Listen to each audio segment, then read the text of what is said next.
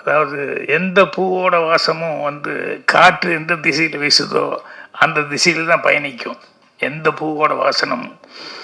ஆனால் ஒரு பூவோட வாசம் மட்டும் காற்றுக்கு எதிர் திசையிலையும் கூட வாசம் வீசும்.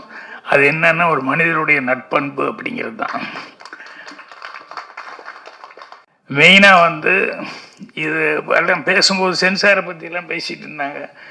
சென்சார்னா எனக்குன்னு பொம்பளைகள் தனியாக சென்சாருக்கு அனுப்புனாங்க. என்னோட படத்துக்குன்னு சொன்னோம்னா 4 பொம்பளைங்க ஒரு ஆம்பளை தான் வருவாப்புல. அது இவங்கெல்லாம் சென்சாரை பற்றி பேசும்போது நான் சிரிச்சுக்கிட்டே பார்த்துக்கிட்டு இருக்கிறேன்.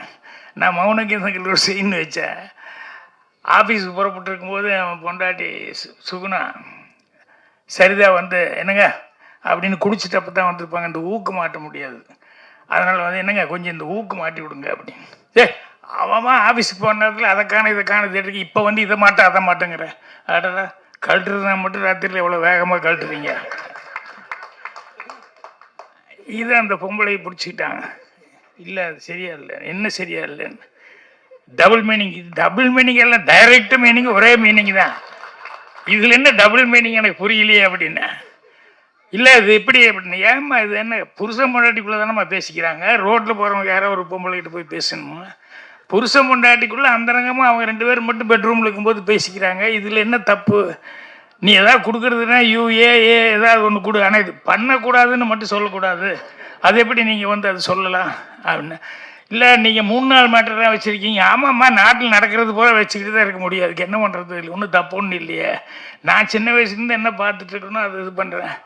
இல்லை நீங்கள் 3 நாள் கழித்து வந்து சினிமா கூப்பிட்டு போனேன் ஆண்டி அப்போ சொல்ல வேண்டியதானே, அது கடையில் வாங்கி கொடுத்தேன்னு அப்போ சொல்ல வேண்டியதானே அப்படி இப்படின்னு சொல்லிட்டு இது ஒன்றுக்காக தானே அப்படின்னு சொல்லிட்டு இதில்லை.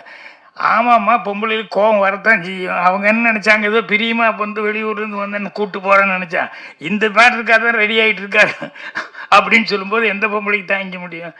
ஸோ அந்த மாதிரி சினிமாவில் வந்து சில காட்சிகள் வந்து வருதுங்கும்போது நேச்சுரலாக இருந்தது அப்படின்னு சொன்னோம்னா அது போராடி வந்து பண்ணிடலாம்.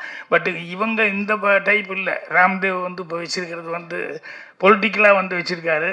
அதனால் நான் அதிகமாக அந்த மாதிரி பொலிட்டிக்கல் இதில் போகணும். நம்ம பொலிட்டிக்கல் எல்லாம் இதுதான் குடும்ப மேட்டரில் தான் இருக்கும் என்னோடது. ஸோ அதனால் சென்சாருக்காக ஒன்றும் யோசனை பண்ணணுங்கிறதெல்லாம் இல்லை. எப்படி இருந்தாலும் அந்த போராட்டம் வரத்தான் செய்யும்.